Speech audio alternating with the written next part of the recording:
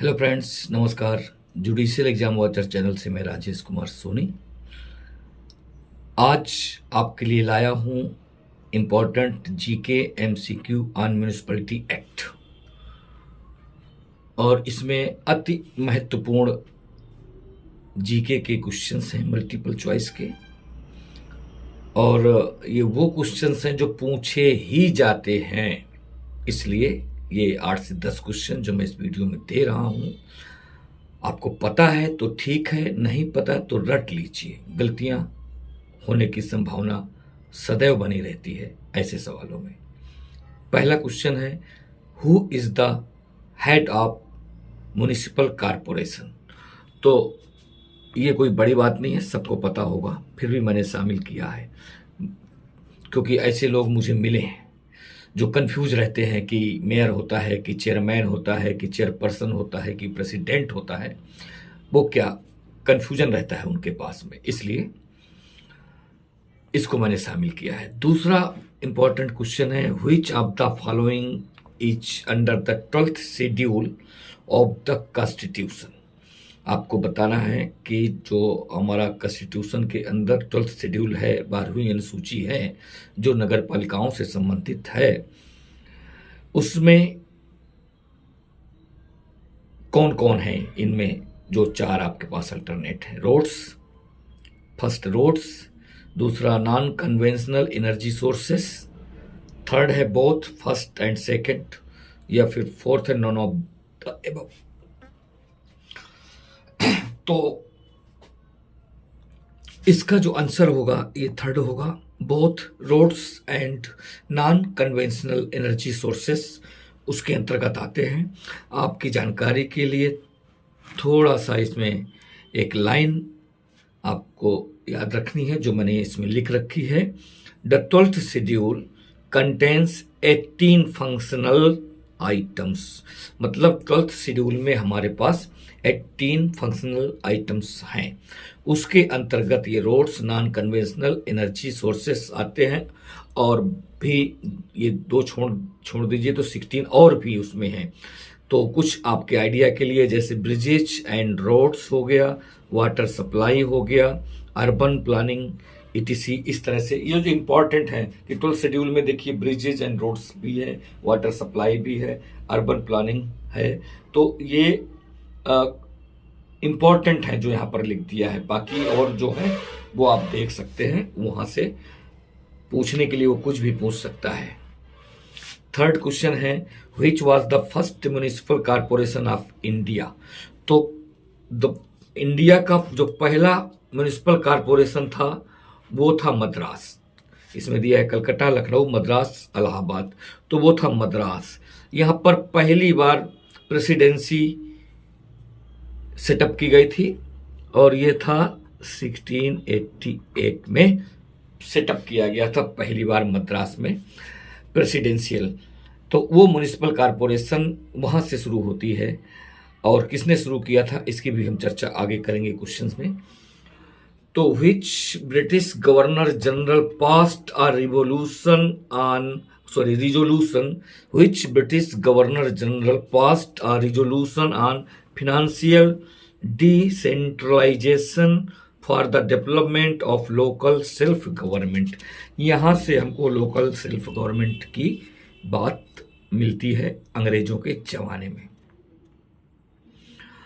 तो ये जो रिजोल्यूशन पास किया गया था वो पास किया गया था 1870 में, यहां पास किया गया था। Which British governor general passed a resolution on financial decentralisation for the development of local self government in 1870। तो रिजोल्यूशन 1870 में पास किया गया था और पास करने वाले थे लॉर्ड मेयो।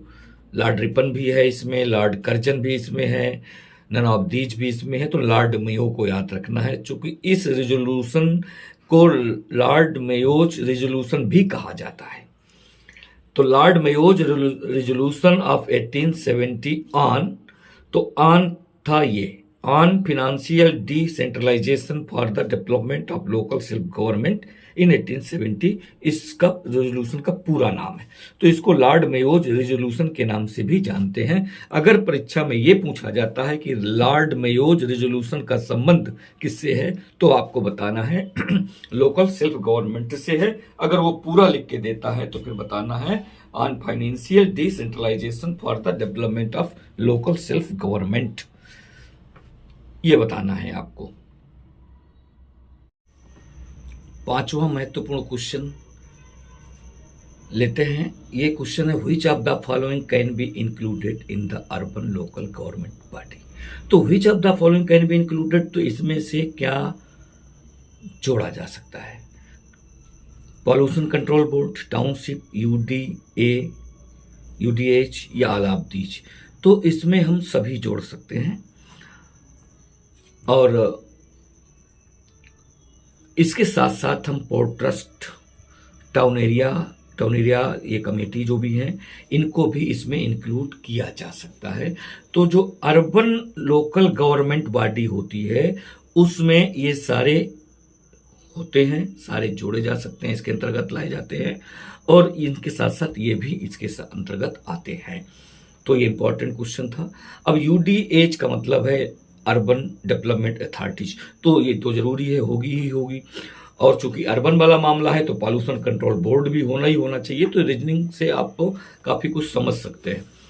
अगला क्वेश्चन है पोर्ट ट्रस्ट से ही संबंधित। Which of the following is true about the port trust. तो पोर्ट ट्रस्ट का मतलब भी है कि ये पोर्ट ट्रस्ट वहीं बनाए जाएंगे जहां पर बंदरगाह वगैरह होंगे। तो पहला इन्होंने कहा कि they need not be established in port areas. अरे भाई, ये पोर्ट एरियाज में नहीं होंगे तो कहां होंगे? इसलिए ये पहला क्वेश्चन तो पढ़ते ही गलत हो जाता है। तो चूंकि जो पोर्ट ट्रस्ट होते हैं वो हमेशा वहीं बनाए जाते हैं जहां पर पोर्ट एरिया होता है, जैसे कि मुंबई है, कलकत्ता है, चेन्नई है, और भी जो है जहां कहीं भी है वहां ये बनाए जाते हैं। दूसरा है port trust is created by an act of parliament. तो ये बिल्कुल सही है, पार्लियामेंट के एक्ट के द्वारा ही ये क्रिएट किए जाते हैं, बनाए जाते हैं। तो ये भी याद रखना है कि ये पार्लियामेंट का एक्ट, पार्लियामेंट ही इसको बनाएगी पोर्ट ट्रस्ट को। और इसमें देखिए port trust are established in port areas, बिल्कुल सही है, इस हिसाब से ये गलत हो गया। अब port areas like Mumbai, Kolkata, Chennai etc. It is created by an act of parliament and has both elected and nominated members. तो ये भी पूछा जा सकता है कि अगर इस संबंध में म्यूनिसिपैलिटीज वो पोर्ट ट्रस्ट के संबंध में पार्लियामेंट में कौन लोग इसमें पार्टिसिपेट करते हैं, कौन नहीं करते हैं। तो ये क्वेश्चन थोड़ा सा टफ हो जाएगा लेकिन अच्छा रहेगा, पूछने वाले पूछ सकते हैं पेपर के अकॉर्डिंग। तो इलेक्टेड एंड नॉमिनेटेड मेंबर्स इसमें शामिल होते हैं जब भी पोर्ट ट्रस्ट के संबंध में कोई भी एक्ट क्रिएट किया जाता है पार्लियामेंट के अंतर्गत। तो अच्छा क्वेश्चन था ये। सातवां और इंपॉर्टेंट क्वेश्चन है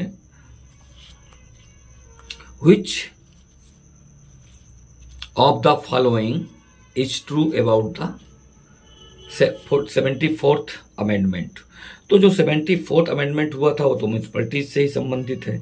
तो पहला देख लेते हैं, it has provision from article 243P to 243ZG।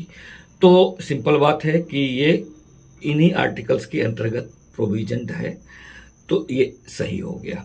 दूसरा, it also added a new 12th schedule to the constitution containing 18 functional items of municipalities. तो 18 फंक्शनल आइटम्स के संबंध में हम पढ़ चुके हैं और ये भी पढ़ चुके हैं कि वो 12th शेड्यूल के अंतर्गत दिए गए हैं। तो अब ये यहाँ पर जो 74th अमेंडमेंट हुआ उसके तहत इसको जोड़ा गया था, ये भी पता है, तो इसलिए ये भी सही हो गया। इसके साथ साथ कॉन्स्टिट्यूशन को में जब ये अमेंडमेंट किया गया, 74th अमेंडमेंट किया गया, तो कॉन्स्टिट्यूशन में एक नया पार्ट 9A को इसमें ऐड किया गया। ये 9A को याद रखना है, 9A के अंतर्गत ही इस म्यूनिसिपैलिटीज की व्यवस्था की गई है। और 9A ही का जो चैप्टर है, 9A का जो पार्ट है, वही पार्ट म्यूनिसिपैलिटीज को अथॉरिटी देता है। और इस 9A पार्ट का नाम भी हमने municipalities giving constitutional status to the municipalities रखा हुआ है। तो ये भी आप इसको पढ़ सकते हैं। A new part 9A to the constitution of India entitled the municipalities giving constitutional status, ये 9 पार्ट देता है टू म्यूनिसिपैलिटीज। तो म्यूनिसिपैलिटीज को जो कॉन्स्टिट्यूशनल स्टेटस प्रदान करता है वो कॉन्स्टिट्यूशन का पार्ट 9A करता है, और पार्ट 9 243 से लगा करके 243 ZG तक जाता है। तो कभी कभी ये एमसीक्यू में ये भी पूछ लिए जाते हैं कितने आर्टिकल्स में प्रोविजन है, तो ये भी आपको याद रखने हैं, क्योंकि ZG कंफ्यूज कर देता है, उल्टा सीधा आगे पीछे कर सकते हैं। अब इस क्वेश्चन को देख लेते हैं, अच्छा क्वेश्चन है। Which of the following are true regarding municipal corporation and municipalities? तो ये आपको जानना चाहिए, थोड़ा सा अंतर जरूर है, और ये अंतर इंटरव्यू वगैरह में पूछा जा सकता है अगर कुछ ऐसा एग्जाम है आपका जो म्यूनिसिपैलिटीज को रिगार्ड करता है। नहीं तो आपको जानकारी होना चाहिए, एमसीक्यू तो पूछा जाता है, तो वो जो अंतर है वो आपको पढ़ना ही पड़ेगा। यहाँ पर एक छोटा सा अंतर आपको मैं बता रहा हूँ।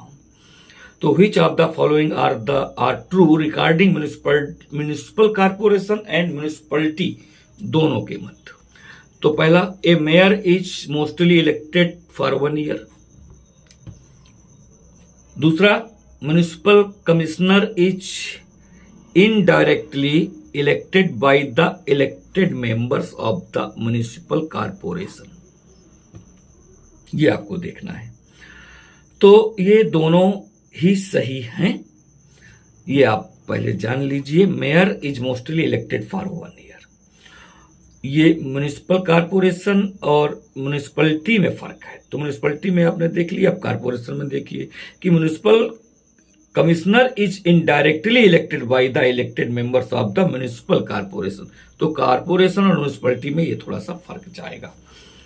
As per municipal corporation and municipality act in the constitution, तो जो कॉन्स्टिट्यूशन में ये दोनों एक्ट दिए गए हैं उनके अकॉर्डिंग देखा जाए तो ये दोनों सही हैं। और ये जो मेयर है 1 ईयर के लिए, और कॉर्पोरेशन में जो कमिश्नर है वो indirectly elected by the elected members of the municipal corporation है। तो ये आपको पता होना चाहिए, ये देख लीजिए आप, इसका शार्ट भी ले लीजिए। तो as per the municipal corporation and municipality act के अकॉर्डिंग हम देख रहे हैं इन द कॉन्स्टिट्यूशन में, तो ये दोनों सही हैं। म्युनिसिपैलिटी और म्युनिसिपल कॉर्पोरेशन में थोड़ा सा डिफरेंस होता है, वो आपको पढ़ना पड़ेगा। यहां पर एक छोटा सा डिफरेंस है आपके सामने, mayor is mostly elected for 1 year, और कॉर्पोरेशन के अंतर्गत जो कमिश्नर है वो elected by the elected members of the municipal corporation. तो ये रहे बहुत ही इंपॉर्टेंट और हमेशा पूछे जाने वाले म्युनिसिपैलिटी जीके से संबंधित कुछ सवाल। कैसा लगा आपको ये वीडियो?